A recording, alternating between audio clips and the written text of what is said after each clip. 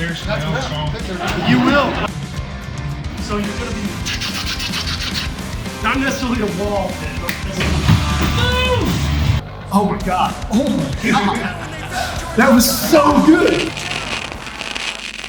When Greg described it to us in email, he said it was punk as fuck, and this venue was definitely that. It's called Seventh Circle in downtown Denver area. It's literally like a house that they converted into a venue, and the venue is just like a single car garage. Seventh Circle was awesome. I mean, they're just such a grassroots sort of space for music and really that sort of punk ethos. One of our guitarists, Abe, had the connection and reached out to Seventh Circle, and they didn't even hesitate. They were like, yeah, that'd be rad, that'd be perfect, and it just ended up being a perfect scenario for what we were trying to accomplish, and they just accommodated in every possible way. We got inside, we set up a video village, started unloading the cars, and then we started getting everything rigged up, got our extras getting there, and kind of got the day going. We only had like 3 hours, 2 hours to really get things set up. Had to really get moving on this thing. You feel good about the clamp on there? Dude, I was like trying to pull it down. I was gonna say, like, if we can, like, go around the beam too with this safety, With the safety net? just in case, because like, I don't know. It's a lot of money, and that one's not sure. Of course. So we put out a post saying that we needed extras, and what did you say, like 20 or 30 people showed up? Yeah, and there was supposed to be possibly 70, but geez, thank God there wasn't. Yeah. Because we had enough room for about 30. We're gonna move like a big mass though today. There might be some moments where there'll be some synchronization to kind of create this like vibe, because that's the beauty of having a bunch of extras together. So all our extras kind of lined up like this, and then another row of extras lined up along this. Y'all are gonna be standing pretty still. Probably really, punk rock the hell out of it. We got 1, Sage, 2, Romeo, 3. I mean, the big guy in the red hat. Come on, man. 10. You too, Boston. You got to get up here too. Most of the people that showed up were native, which was pretty incredible. And I was just like super grateful that people took the time to come out, and like we were pretending to have a concert, but it was still just like super awesome. Shooting with multiple extras was interesting because there's just so many different variables that go into it. There's people that are there for the right reasons, and they're just stoked to be there, and they're just following direction, which is perfect, obviously. And there's other guys that, just are sort of being rowdy and kind of taking matters into their own hands, which I don't super appreciate, because that puts us in an awkward position. But I mean, that's what happens when you're dealing with people, and then trying to get people to pay attention and to do what's asked is, it's always a challenge. It's like herding cats. So yeah, we shot this entire thing on the red Komodo, but we were able to borrow a lens, the 70-200 Canon RF lens, which is so beautiful. It's 2.8.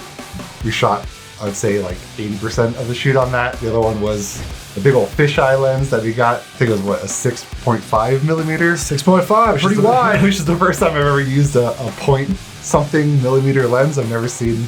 It's usually either 6 or 7, And that was kind of our main rigging for the whole thing. Like, we just had a couple of shot lights set up, and then we just kind of ran around the venue trying to ignore the lights and whatever, they're part of the aesthetic. Yeah. That was the nice thing about this place, is that because it was so punk, we just threw lights up, and if they're in the shot, they're in the shot. Yeah. And if chords were in the shot, who cares? And so it was really a quick and easy setup, and they already obviously had venue lights that we utilized a little bit. A very easy first day setup, which was nice. So this is what we call the Scorsese shot. This is this early work. Yeah. Unrealistic lighting. My cheekbones aren't high enough. My last name isn't a sentence. All right, that's how quick we're gonna do that. Cut. I don't even know the lyrics to my own song. You will by the end of it. But we had a pretty solid crew. It's a crew we've been using a lot, and that seems to be the name of the game a lot, is bringing in crew that you trust, which is kind of the hiccup of filmmaking, but we are always trying to bring in new cats. And Greg has been amazing finding stuff to get us the things we need. Mm-hmm. Yeah, he's very well connected in the art scene, so he just kind of called in a few favors and got us locations with little to no set design. We just showed up, popped up a few lights, and then we were good to go. We didn't even have to punch holes in the wall. They were already there. It's crazy. Yeah, punch holes in the wall. Exactly.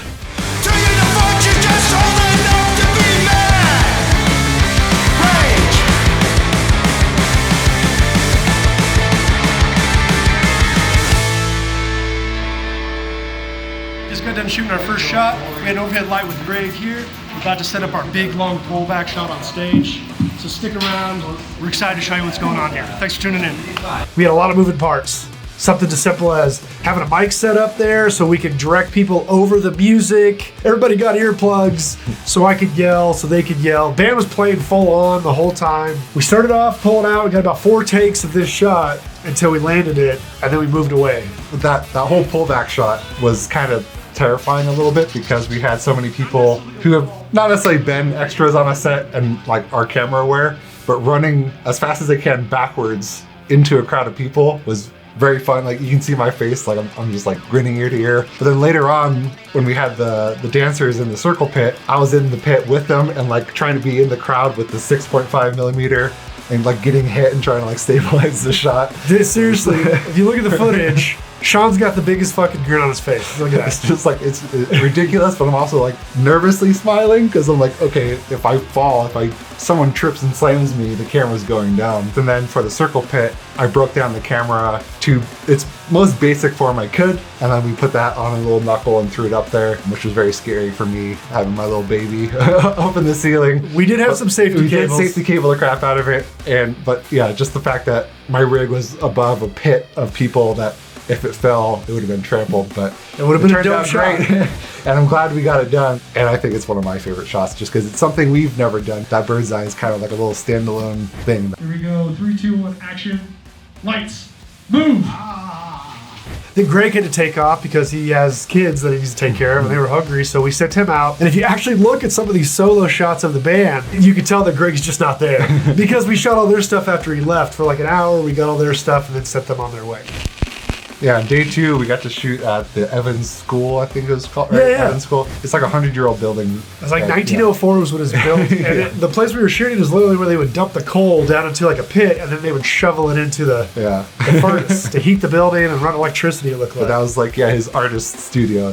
We couldn't hang anything on the walls, so that's why all the paintings were just leaning against the ground. We got the video shot. We got some really cool stuff with our white lady that we needed and with our white dude. Cut. That's the one. Mark that one. That's the shot. Oh my god. Oh my god. that face like you're amazed. You're like, what? This guy speaks. That was so good. That's great. Can you bust the king down the stairs? Yeah, completely different vibe. Went from really loud and hectic to like a very quiet, easy location to shoot in. That was just gorgeous. Like I said, the first shot was in that stairwell. It was pretty amazing. Sean was like trying to break his arms. Sean was convinced that he could use a gimbal to get some shots. And I'm pretty sure it was like 4 or 5 days afterwards, your arms were still hurting. Yeah, it's that little bicep muscle. I haven't weighed the rig, but it has to weigh about 25 pounds. But that, after 4 or 5 hours and trying to be as smooth as possible. And it was day 2. Yeah, day 2, yeah. The whole first day was mostly handheld as well. So this is the last shot in this section, guys. Let's nail it. There's a lot of walking for Sean, I'm sure. Yeah, not so much the walking.